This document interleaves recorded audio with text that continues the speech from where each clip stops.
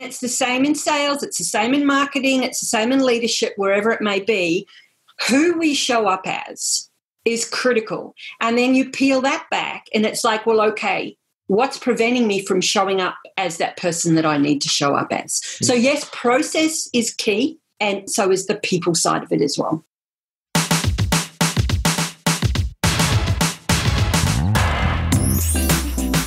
I want to welcome you to my sales podcast, where we have one focus and one focus only. That is helping you, the sales community, and sales leaders create more conversations with more qualified buyers, ultimately leading to improving your sales productivity and closing more deals. Each show, you will hear from sales leaders, practitioners, and influencers to help you find, engage, and connect with more buyers. I'm Mario Martinez Jr., and you're now listening to the Selling with Social Sales Podcast.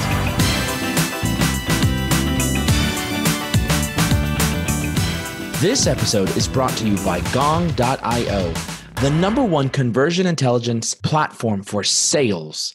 Gong helps you achieve revenue success, which means you win more deals, skyrocket rep performance, and gain critical market intelligence. Get powerful visibility into your customer conversations with Gong. Head over to gong.io to get started.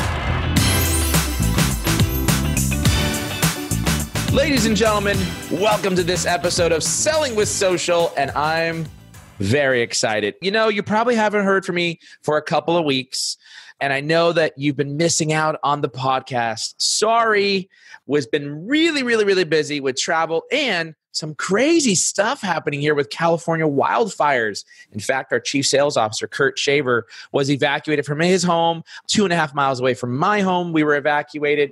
So it's just been really crazy, and I've been out and about, but I am back, and I'm back with an amazing surprise. I've got my great friend, Bernadette McClelland from the Down Under. That's right. All the way from Melbourne. Is that right, Bernadette? Melbourne, Australia. Melbourne, Australia. Now, Bernadette, I have known for a very long time, is a very good friend of mine, another sales influencer, someone who I highly respect in the industry. She's the CEO of 3 Red Folders, which is a sales consulting company, but she's also as well known for her keynote speaking. And boy, if you've never heard her speak, guess what? You're going to hear her today. So Bernadette, welcome to the show, my friend. Oh, thank you so much. What an intro. Thank you. You bet. Now you have a lot to live up to now. I do. The pressure's on. The pressure's on. The pressure is on, girl. The pressure is on. I love it. Fantastic. So Bernadette, do me a favor. Tell us a little bit about yourself, your history. I know you've been on your, speaking for quite some time, and your sales consulting for a few years as well. Just give us a little background about yourself, and then I've got a very special question I want to ask you. Okay, cool. So I'm a mum. First and foremost, I'm a mum of 2 adult kids, 2 awesome kids, Matt, who's 25, and Danielle, who is 34. All got a fantastic, supportive husband in Tim. Go, Tim.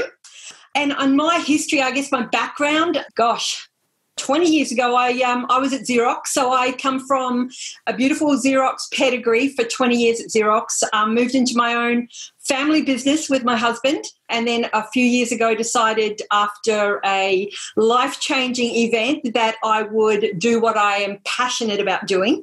And that is helping businesses to grow their revenue, to grow their profits, and to grow their people so that they don't lose their business. So you piqued my interest, and I hope it's okay to ask on the air here, a life-changing event. What was the life-changing event? I had an altercation, and I had an altercation with a forklift. Oh. And and the forklift won. What happened? I had tissue damage to my leg, and what the doctors put me in hospital, and they put me on a drip of penicillin to fix the injury. And the penicillin, unbeknownst to anybody, shut my liver down. So I wished I could say it was Captain Morgan that did it, but it wasn't. And I was in bed for the whole of 2009. And as a result of that, we lost our business, we lost our homes, we went bankrupt. But you know what? Sometimes these things happen, and it is the best darn thing that can happen. Wow. So interesting. So you lost your homes, you lost your business, and now, well, I mean, look where you're at now, one of the most well-known sales influencers and thought leaders that is out there in the marketplace, clearly crushing the market. And that's why we have you here on the show to disseminate your insights. I love that story. But my wife, actually, Shauna, she had a very big illness, but it was related to drug poisoning. And in this case, it was a sulfasalazine. And so she was allergic to sulfasalazine. So she got drug-induced hepatitis and went into liver failure as a result of the drug-induced or giving the sulfasalazine. So she was allergic to it. And what happened is she was taking that drug at the same time as taking steroids because of how bad her condition was. They needed a short-term autoimmune suppressant, which was the steroids, while they were waiting for the long term, which is the sulfasalazine, to be able to kick in, which takes about 6 weeks. Unfortunately, unbeknownst to anybody, the sulfasalazine she was allergic to, and as you know, steroids is an autoimmune suppressant. So it was masking the allergic reaction of her body. And that's how she ended up getting very sick and was in the hospital. And well, it turns out still to this day, we've got a handicap placard for her. So in any case, big challenges that someone can go through. So I'm sorry to hear that. But the good news is that was a life-changing event that created you. Yeah, totally. And so you're in this position where you're bedridden and you're literally lying there, and you think back, what are the regrets? And the only regret I had was walking away from doing this very thing when I left Xerox. So that was the journey began, 7 years ago, and I just aspired to continue to grow and grow and grow and follow in the footsteps of my favorite hero, Jonathan Livingston Seagull. I love it. Fantastic. Well, great story. So I don't know if this is what you were going to tell, but you're going to have to think of something else, my friend, because I do have another question for you. And that is, tell us something nobody would know about you, even if they looked at your social profile. So you gave it away. You got to give us something else now. And I think I told you in the pregame, I said, we've had everything from as boring as I have 2 kids, which you already stated. So it's not boring because I love kids because I got 2 of my own, to as crazy as I had an extra appendage. So give me something juicy, Bernadette, something nobody would know. Man. I originally come from New Zealand. And so I was, my first job out of school was a government department where you were able to go to, after you'd worked there for a year, you automatically qualified for 6 months leave without pay to Australia, or 12 months leave without pay to London. And I'm talking here, this is really scary, about 45 years ago. And Australia was just this big place that, wow, no one went to Australia. So anyway, I said to the girls that were in the induction course with me, let's go to Australia. As the year went on, they bailed. And so at the end of the year, it was like, I'm going to Australia. So who do I go with? So back then, there was only the one newspaper in Auckland, New Zealand. It was called The Star. And so what I did is I put an ad in The Star for a female companion wanted.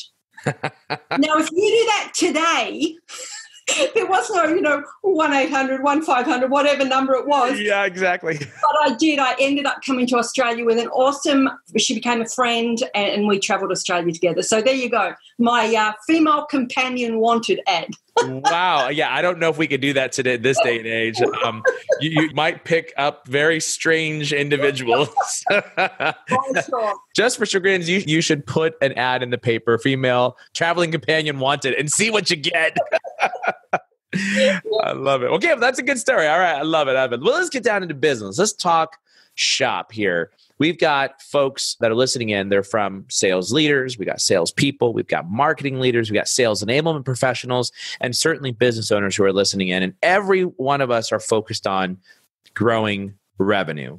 And, you spend some time talking a lot about the psychology of a salesperson, the mindset of a salesperson. and what we need to do to be successful, or why we may not be successful, or why we may not be achieving our revenues and our goal, those types of things. So first start out with, why psychology? Let's talk a little bit about that.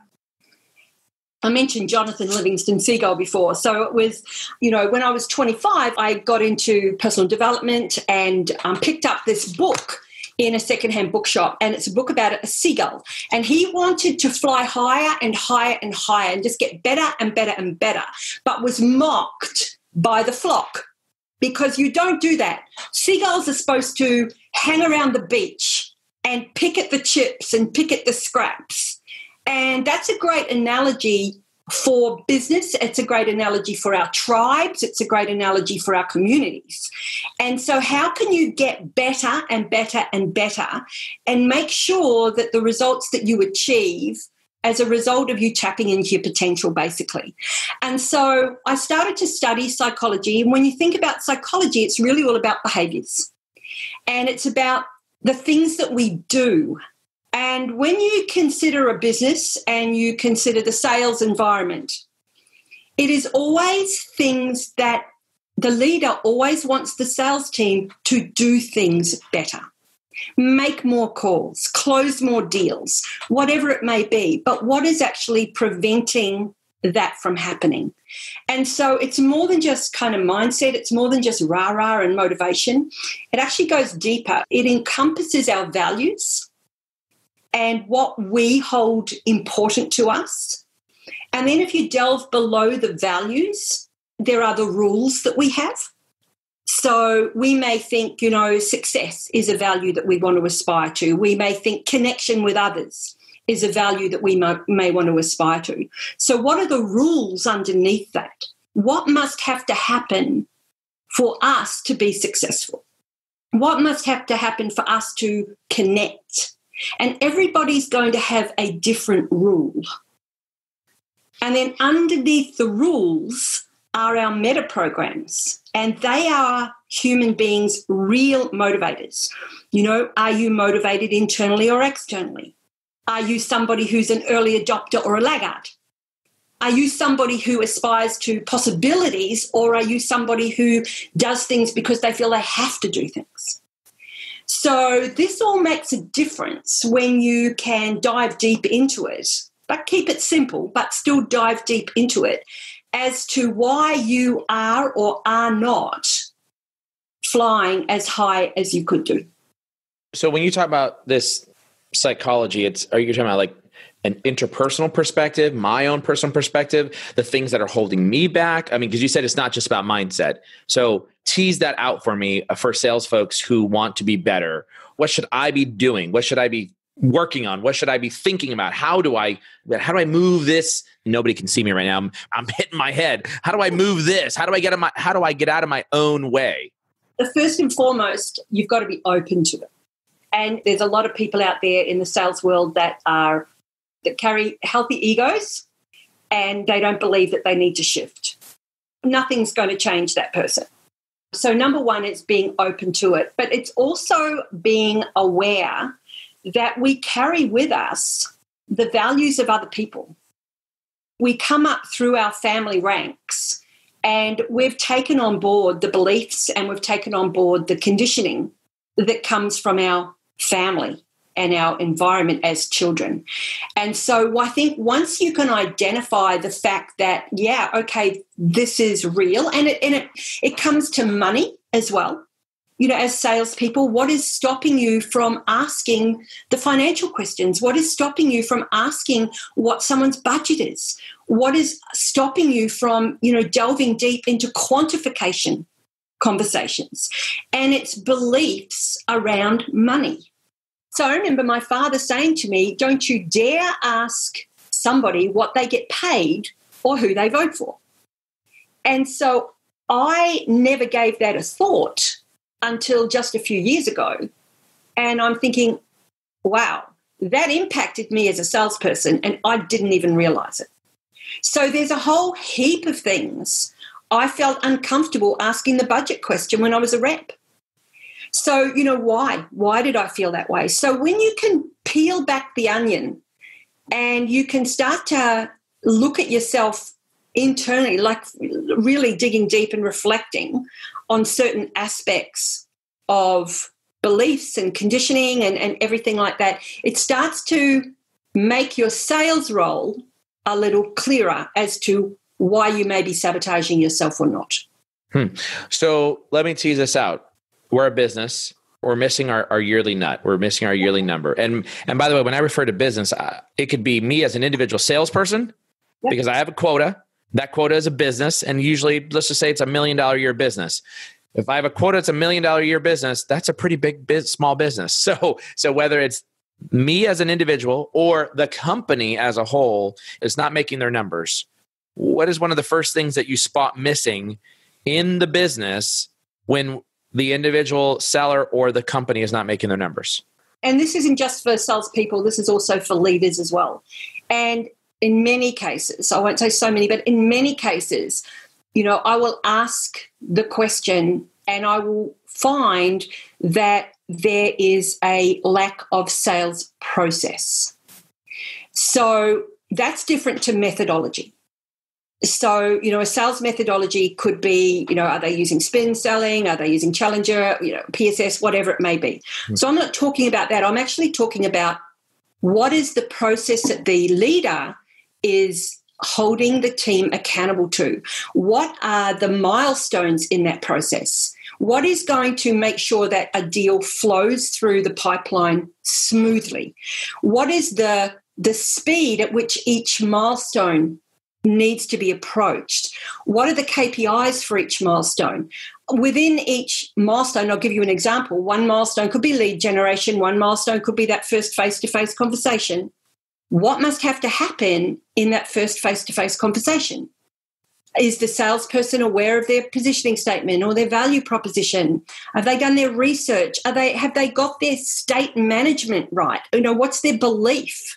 Are there questions? Have they got a call plan? So all of these things fall under each milestone. And this is it's a real chunk of process that is often missing. That's one of the things that I'll see straight away. And then, of course, we can work on that. But if we flip it back up the other way, sometimes the leadership, they've come from the floor sometimes. And they're bringing with them all of their sabotaging or their limiting beliefs or their lack of self-awareness. And therefore, they're looking at the business through that same filter. Does that make sense? Yeah, absolutely. I very much agree with you. So when I was in corporate, I spent a good portion of my time being the turnaround guy.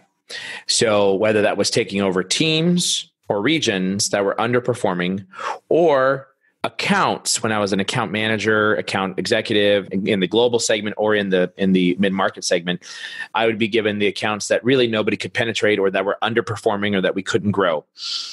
And I can tell you that as a leader, when I went into to do a turnaround, 100% it was as related to not having a process. A process to measure your own success, a process to measure your own success, a process to be able to understand how the life cycle of the deal was moving through and the different steps that I should take throughout that entire process, right? What should I do between step A to B to C to D, right? The other thing that I would do, and I'm very proud of this because I started this way before Simon Sinek did it, And I wish I would have made it popular, but it was understand your why, right? Understand your why. And I literally had our teams produce PowerPoints that showcase what it was that they wanted to achieve, why they were here, what did they want to be able to get. And I wanted to know what made them tick. Sometimes it was material, but in most cases, there was something deeper that drove people. I wanted to understand background, see pictures of children, aspirations, those types of things to be able to understand how to be able to help them get to whatever it is they wanted to go. But without a doubt, whenever I took over a team, it was understand the process. What's broken? What are we measuring? How do you measure yourself to see if you're successful? A great example of that is I came into a role for a software collaboration company, and the region had been underperforming for 3 years straight. So the reason why you have to ask yourself is, was it the sales leaders that came in that were really horrible? Was it the salespeople? Was it the product? Or was it a combination of all of those items plus other things? And the answer was, it was a combination of all of those things, right? So you've got to be able to really look at it and say, where's the process broken? Build the process. And if the process is the right process, well, then everybody would succeed. And as you're going along this journey, you'll be able to modify and change the process based upon the individual results and what you're having. Thoughts? Yeah, I agree entirely with that. And I'm naturally not a process person. If you're talking about your strength there in process and turning around, for me, I've really got to work hard on process. And I agree with you. Going back to what you said about Simon Sinek and about having that why, yes, that's important, but I'm a big believer that Simon's actually missing a circle. Oh, here we go. This is going out on social. Simon, you're missing it. Bernadette McClelland says, what is it? Well, I've written about it as well. So I believe he's missing the inner circle, and that is the who. So I was a smoker, and it didn't matter how many times I read that darn packet that I was going to lose my limbs or my lungs would fail or I'd lose my life. It still was not a big enough why for me to give up. And so I had to look at, okay, who did I want to show up as? And so when we look at salespeople and we have our outcomes and we have our purpose and our reasoning for that outcome, and we get very clear as a leader, maybe you get like you did, you get very clear on what motivates your team, very important. And then you look at the how, but in there is, guys, who do you need to show up as? So, you always act as if you already are that person. So you may want to go for a job interview. You may want to get a promotion. And you might think, you know what, when I get there, give me the job and then I'll show up as that sales leader. But no, as a salesperson, you've got to show up as that sales leader way, way, way before you put your hand up. And it's the same in sales. It's the same in marketing. It's the same in leadership, wherever it may be. Who we show up as is critical. And then you peel that back and it's like, well, okay, what's preventing me from showing up as that person that I need to show up as? So yes, process is key, and so is the people side of it as well. Very good point. Thinking about all the coaching and consulting that you do with sales organizations, you've sat with many sales leaders, and I think there's something that you identify with, like one question that you ask that the sales leader. What is that one question, and why is that important to them and their business? And this is actually why I believe that salespeople need to learn how to be coaches, because coaching is all around questions, and so should sales be. And so one of the key questions I ask is that, what are the behaviors that you would need to see in your team for you to know that they would overachieve? Now, that's a loaded question to start with. That is presupposing that there are behaviors that they would need to see, that's right. Presupposing that he can actually see those behaviors, but it's also presupposing that the team are going to overachieve. Yeah. And the thing is, what I find is that a lot of sales leaders are quite happy for their team to simply achieve. And we know the old saying is, shoot for the moon and you fall into the stars, or whatever that saying is. That's a thinking question. So they therefore have to actually come up with that answer themselves. And it could be anything. It could be that, I need them to focus on their numbers more, or I need them to get their activity up. It could be anything. I would then ask, what is preventing that from happening? They have to come up with that answer. I would then bring it to a different level, because in sales, we need to ask questions that aren't just discovery questions, that aren't just questions about the business and the challenges they're having or the aspirations that they want. We need to go deeper, and we need to identify the emotional buying criteria of that buyer. So we know that we buy on emotion and back it up with logic. We all know that cliche. So a next question I would ask would be, what is the negative impact for you if those behaviors don't happen? Or what is the negative impact on the business if this doesn't get rectified? How much more money are your guys going to leave on the table? How many times, are your competitors going to cut your lunch? And, what is the legacy? Maybe it's some tenured guy. What's the legacy that you want to leave? Or what do you need to do to prove your value in this job that you've just started as a leader? You can go deep very quickly if you have some really strong questions. So that one for me is one of my favorites. So what are the behaviors that you would need to see in your team to know that they would be about to overachieve?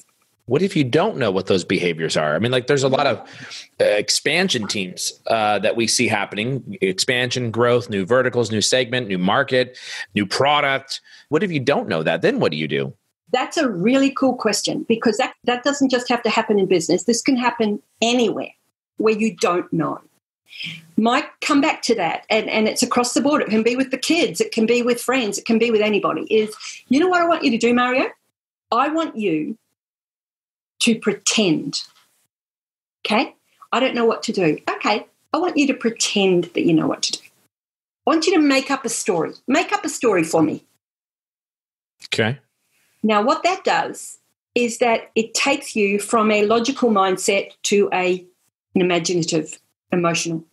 And when you ask somebody that question, make it up. Make up a story.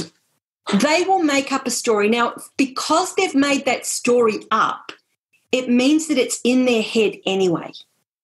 You're just accessing the answer in a different way. Mm-hmm. That makes sense? Yeah, absolutely. Yeah, I was just sitting here and I was thinking, yeah.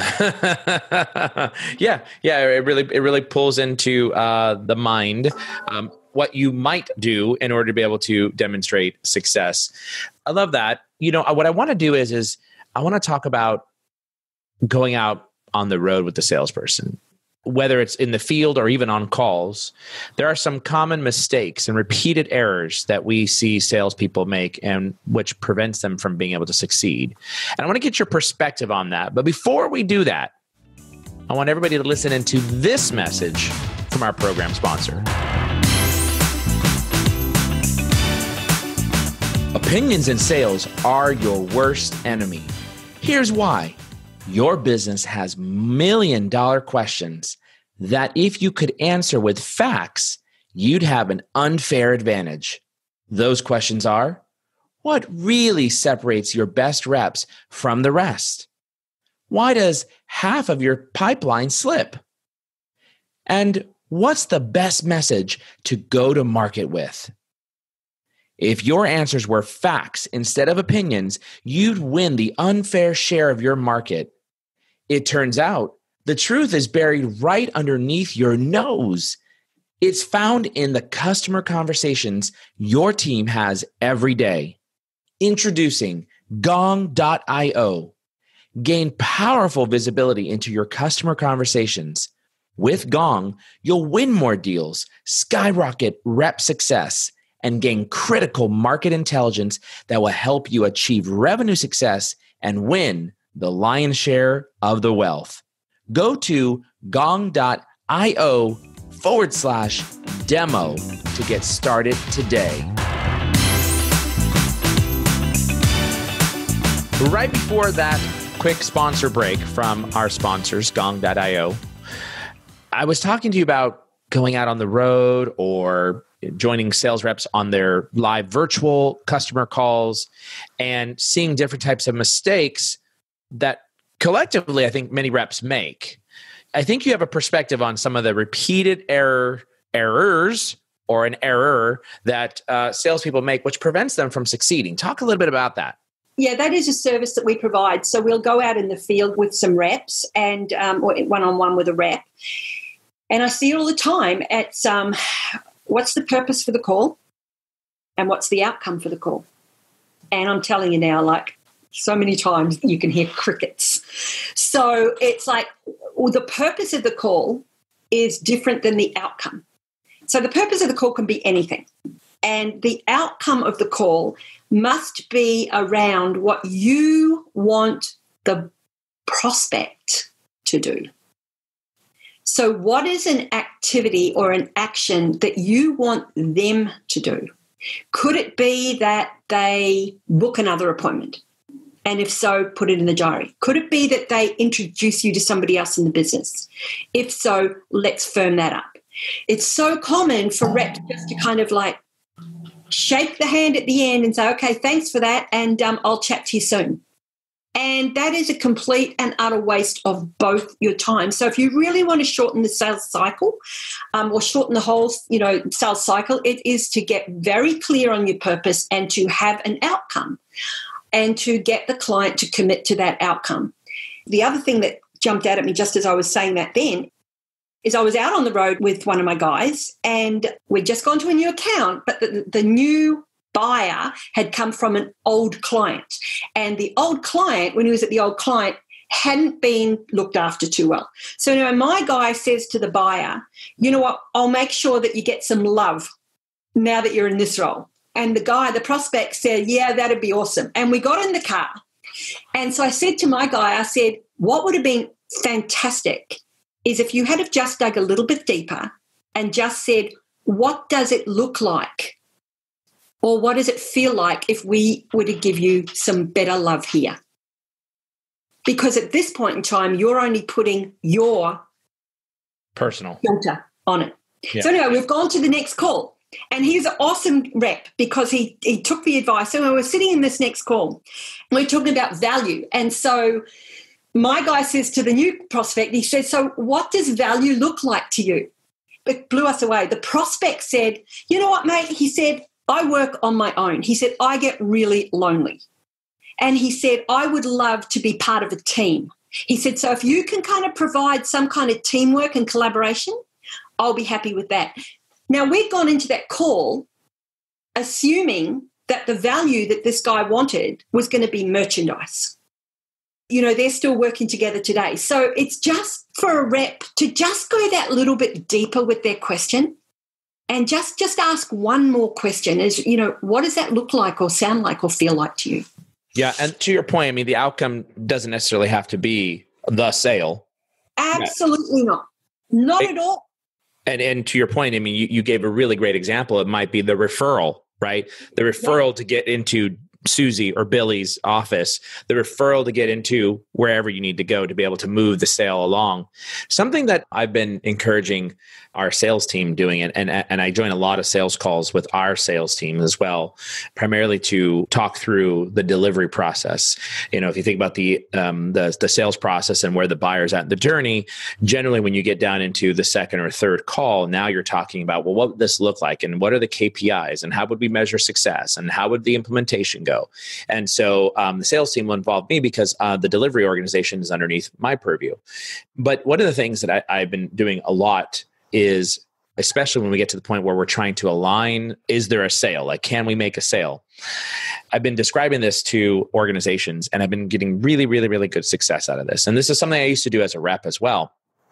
And that is I would say, now, Bernadette, I want to make sure that this buying journey that you're on is also aligned to the selling journey that we're on. And the hope is that at some point, the buyer's journey and the seller's journey cross. And at that cross right there, that's when we actually have a sale. So here's what I want to tell you about our seller's journey. I would like to see a deal contract executed by December 31st, as an example. I'm just throwing a date out. Does that align with the timeline of your buyer's journey? Now, that's a long way to ask a question around. Most sellers will say, well, when would you like for this to happen? That's usually what they'll say. Like, when do we want to execute this? And they'll say, oh, by the end of the quarter. And usually you hear that and you're like, okay, we got an end of quarter type of deal. But it's a little bit of a difference. It's the same outcome, but it's a difference because now I'm asking the buyer, trying to get them to buy into my selling journey to see where that alignment is at. Because once you tell me a date or once you say, yeah, actually that could possibly work. Now you're going to be looking at, okay, this is very important because, if we don't have alignment, then we're going to be on two different sides and I'm going to be pushing you to do something that you're not ready to do, or you're going to be pushing me to do something that quite frankly, I didn't forecast and or think about how do I help support you from a implementation, delivery, and all that good stuff. And we've been having really good success to the point of some buyers have recently said, wow, I'm so glad you said that. I was actually thinking we would be starting this here in first quarter 2020. But given the fact that you're trying to move this up into fourth quarter, I would love to help you because ultimately you're going to help us. Let's see if we can move this up and create that alignment. And now we've got the buying signs, people saying back to us like, I want to help you. I want to help you, right? And then I'll explain. I'll tell you why I'm doing this and why I'm laying this out is because we have these goals that we're trying to achieve. And I always close with, now, if for some reason my selling goals don't align with your buying goals, no worries. Tell me now so that I know how much energy we can devote and put into this and really move this along to be able to get you to where you want to go and where we want to go. And it has really, really been very helpful in the selling process and the buying process. I think that's so respectful. And I also think it's filled with business acumen.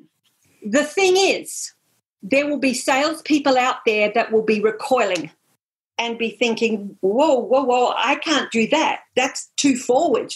That's too assertive. That's too aggressive, whatever you want to call it. And this comes back to why. Why is it? And so you need a little bravery here. You need to get a little brave and start to expand your vocabulary and start to expand your questioning skills, but also to grow that whole new belief system where you are a business person who sells. And there are other salespeople out there that are, ringing up and saying, look, I don't want to sell you anything yet. I would like to be able to have a conversation. We are all selling something. And so I think that's beautiful when you can align the two journeys together and just call it. There's an elephant in the room. It doesn't matter who you're with. There is an elephant in the room. And the sooner you call that, the more aligned you'll become. So I love it. Well, and Bernadette, quite frankly, if you're not calling it the buyer's journey, guess what? The buyer knows the buyer's journey. Absolutely. They know what that time frame looks like. They know what they're trying to accomplish, generally speaking, or at least they have a pretty darn good idea, right, of where it might go. But also, it's a great question to ask early on. And that will help tell you, I think, or I've seen, it'll help tell you whether or not you are just on a fact-finding mission, because there's a lot of times where buyers are not ready to buy, but they're on a fact-finding mission. So how much investment do you put into this particular account? No doubt a salesperson needs to be able to provide the facts and figures that a buyer needs, right, to be able to move them along. But if they are not ready to commit, if they're not ready to buy, then you need to know what that is. And if they'll tell you that buyer's journey. And if you use that nomenclature, as you meant, the business acumen, the wording, if you use that wording, they're already thinking of it because Gartner's talking about it, CSO Insights is talking about it, Forrester is talking about it. Everybody's talking about, quote, the buyer's journey, right? I think sellers just need to be able to start having more direct conversations, and it needs to be beyond. So when would you like this to happen? The buyer, in my mind, needs to understand that you're on a journey too, and you'd like for the two journeys to align. Yeah, absolutely. Absolutely. Love it. Let's talk about sabotaging behaviors. Mm-hmm. Sabotaging behaviors. You've worked to create high-performing sales teams, helping business create what you call sales smart cultures, which I like. What would you say was some of the sabotaging behaviors either that you have overcome or that you've had to help sellers overcome? Yeah, good question. You know what? They say that you teach that which you most need to learn. Okay. So when I reflect back on my days as a rep, one of my biggest blockages, if you like, that stopped me, one of them was the money, which we've spoken about before, but the other one was selling to the C-level. And so for me, this was, I was brilliant at user level, brilliant at operational level, but when it came to C-level, it was a different conversation. And I wasn't savvy enough, I guess you could say, in the early stages to have those conversations. And so when you think about, what I mentioned before is that we come to the table with all these, conditions and beliefs and, values and everything else from other people, and you consider how, in my case, I've grown up in a very strict Catholic family. I went to an all-girls nun school. We've got authority. We've got doctors. We've got teachers. We've got priests. We've got everybody. That's when you look at what authority means. And if I was to say to you now, Mario, if there's a cop car behind you, I don't know about you, but if I see a cop car behind me, my heart goes, I immediately think, oh my God, is my seatbelt on? Why is that? And it comes back to authority and the meaning that you put on authority. So it doesn't matter if the C-level, if the guy who is sitting in that CEO's chair is younger than you, there may be some little thing inside your system, your body, your thinking that says he's someone in authority. And so this whole fear kicks in, bravery, you second guess yourself. Salespeople kind of kick into survival mode. They don't know what to say. They fill the, pregnant pauses with product stuff, whatever it might be. So this is a behavior that a lot of people don't realize, a lot of salespeople don't realize that they have.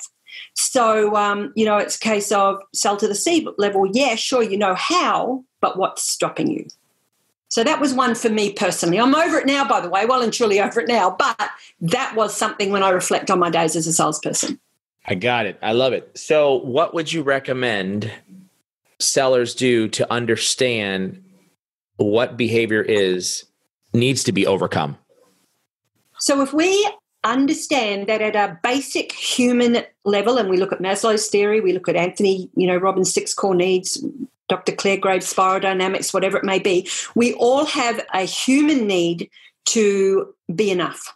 We all have this need to, belong, and that manifests itself in salespeople and leaders as having a need to be liked. And so we see this when sales guys become sales leaders. So they come off the floor into the leadership role, and they don't want to hold their mates accountable. So this is going to impact the business. As salespeople, we want to be liked. So we are going to not ask the hard questions, or we're not going to want to feel that we're putting our prospect in the corner. And so if we can substitute the word liked, I want to be liked, I want them to like me. If we can substitute that with the word respect, that actually shifts our physiology as well. So if I was to, ask you to stand up, and I'm not going to, but if I was to ask you to stand up and just kind of stand as you would stand if you were in front of a C-level and you wanted them to approve of you, or you wanted them to like you, or you hoped that you were doing the right thing. And then you stood in a different state where you walked into that office wanting them to respect you. It would be totally different physiologically, different meanings, different self-talk that you would have. So when you can identify the fact that we really all have this need for belonging, and that's what's sabotaging us, when we're not processing that in a resourceful way, it begins the process of self-development. There you have it. I love it. That was fantastic insights, Bernadette. Really enjoyed that particular thought process there on everything we talked about, from the psychology to things that are holding us back to the things that are preventing us from hitting our numbers. That was some really great conversation. Now, if somebody wants to get a hold of you, is that through LinkedIn, Twitter, Instagram? How can they get connected to you? All of the above. LinkedIn, I'm active on LinkedIn. Shoot me an email if you want to, Bernadette at 3redfolders.com if anyone does want any questions answered. But yeah, LinkedIn's fine. Twitter's fine. Yeah. And we'll make sure we put Bernadette's Twitter and LinkedIn link into the show notes as well. And Bernadette, I always ask this question of all my guests, and that is your all-time favorite movie. What is it? Okay, I have to say this. It is the movie called The Way by Martin Sheen and Emilio Estevez, and it's about walking the Camino. And I can say, Mario, I have just come back last week from walking through Portugal and Spain and achieving a bucket list item of walking the Camino myself. So There you go. I took the movie and I ran. Well, no, I didn't run with it. I walked with it. You walked with it.